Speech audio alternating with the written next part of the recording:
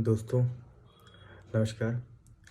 Cheque bounce के case में आप चेक बाउंस का जो केस लगाएंगे, चेक बाउंस यदि आपका कोई चेक बाउंस हो गया है उस चेक बाउंस के प्रकरण में आपको क्या क्या सावधानी रखनी है, ये बात की जानकारी आपको अवश्य होनी चाहिए। आपको मैं फिर से कहना चाह रहा हूँ, चेक बाउंस का जो केस होता है, आप उस चेक बाउंस में केस की किस तरह से चेक बाउंस का केस फाइल करें, चेक बाउंस के साथ क्या क्या डॉक्यूमेंट्स लगाएं, चेक को लगाते टाइम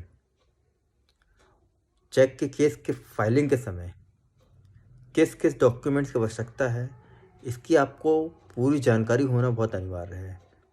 जैसे कि मान लीजिए आपने कोई चेक बाउंस लगाया, तो उसमें कुछ छोटी छोटी चीज़ें हैं जो होना बहुत ज़रूरी। जैसे कि चेक जब आपने लगाया था उसके साथ आपको एक रिटर्न मेमो दिया जाता है।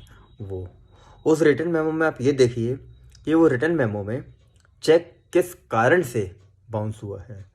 कई बार होता है चेक आपने जिस खाते में लगाया वो खाता बंद था, या इनसफिशिएंट फंड था, या साइन मैच नहीं हुए, या उस चेक की कोई स्टॉप पेमेंट लगी हुई है।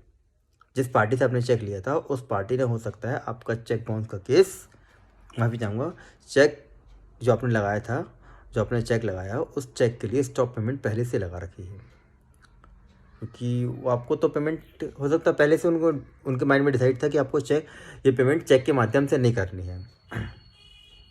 अब आपने रिटर्न मेमो देख लिया, रिटर्न मेमो में क्या इशू आया।